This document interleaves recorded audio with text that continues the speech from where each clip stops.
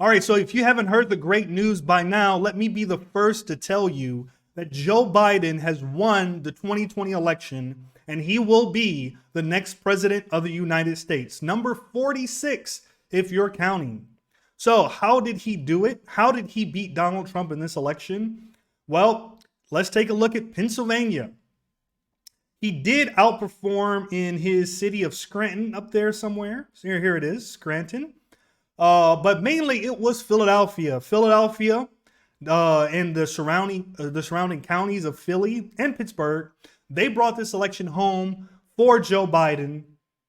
Turns out he probably would have won the election even without Pennsylvania, but Pennsylvania guarantees that he wins the election. There is no pathway back for Donald Trump.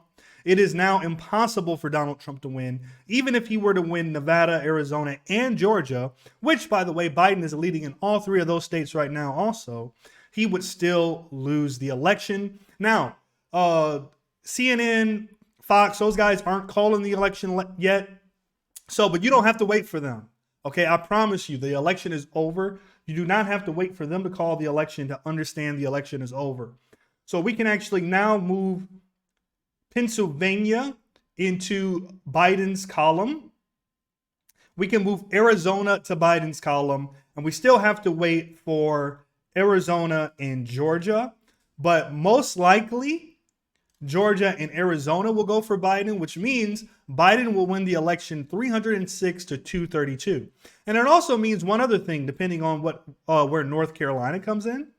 My map was 100% accurate, believe it or not. I actually predicted this exact election scenario, and everyone was criticizing me and saying, oh, look how wrong you were. You were so wrong. I was wrong about the numbers. I was wrong about the margins, but actually I got all of the states correct on this map. So I'm kind of proud of myself. I'm kind of proud of myself. I did predict Ohio and North Carolina in some of my predictions. I believe my final prediction, I predicted Ohio and North Carolina also. So, okay, I was massively wrong in Ohio. But other than that, I got the election pretty down pat. So what does this mean? Donald Trump has now lost the election. What does this mean for our country? Well, I don't know if Donald Trump will concede. If he doesn't give a concession speech, we could very well see violence in the near future. I think the Republicans in Congress, the Senate, even his advisors, they are going to tell him to do the right thing, to concede the election, to not go down in history as a bigger monster than he will already be remembered as. I think he'll do the right thing, but I also think that he's not going to do it right away. He is going to, try to go to the Supreme Court. He's going to sue. He's going to fight to the bitter end. So, who knows if there will be violence? Who knows if people will lose their lives because of his selfish decision right now, right? Because there is still a lot of time for people to start protesting this election, and somebody might die somewhere in this country based upon Donald Trump's actions.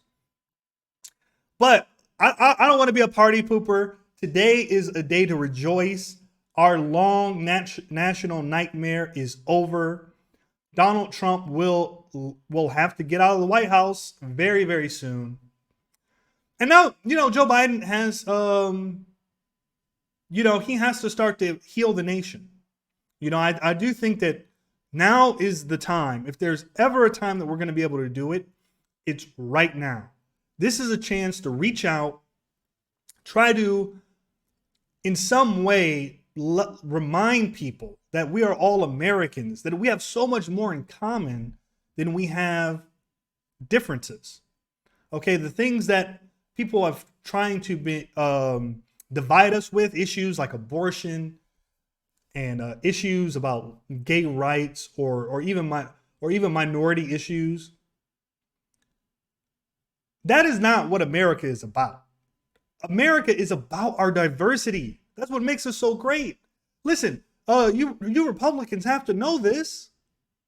I know a lot of you older guys took civics, just like I took civics when I was a kid, right? You have to know that diversity isn't a threat to you by now. And if you don't know it, now is the time where we need to have a conversation. Look, if you are a Democrat, if you are a progressive, and you're watching this video right now, right, and you're jubilant and you're ready to celebrate, I want you to talk to a Republican tonight. I want you to talk to somebody who voted for Trump, and I want you to reach out your hand. All right, now isn't the time to troll them. Now isn't the time to rub it in their face. Right now is the time to say, listen, we are all brothers and sisters in this country. Let's heal this nation right now. All right. And okay, I might be sounding like a goody two shoes right now. And I know that we all suffered a lot under President Trump, but you know, they suffered too, and they don't realize it. The division, the hate, the anger, the animosity, it is a soul sucking and a soul draining thing. And it can work in both ways, right? Because we've all been hurt by the Republicans over the last 4 years. Some of us, listen, I've been hurt by Republicans my entire life, right? So, but now is not the time for vengeance. Now is the time to convert some hearts and minds right now. Be the bigger man or woman, and let's not rub it in their face right now. But let's also be firm and let everybody know, like, this election happened. We count the votes. Counting votes is not stealing. It never has been, right? Donald Trump just made up this whole thing about stealing votes, okay? So let's come together as a country. Let's find some way forward. And by the way, Georgia has 2 runoff elections coming up in January, and even the Senate might go blue.